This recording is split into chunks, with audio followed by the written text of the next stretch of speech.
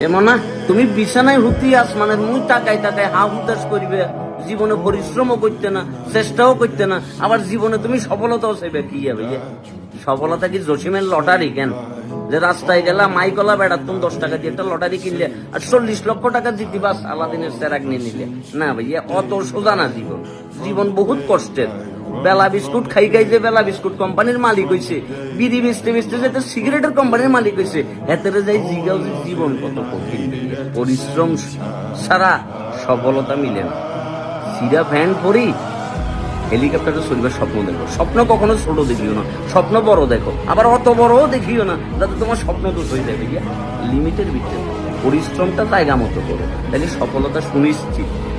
আর specially তোমার আশপাশে যে সকল চোর বাটপার আছে, বন্ধু বান্ধব, সুতিয়া, এসব লোকের কান কথা থেকে দূরে থাকো।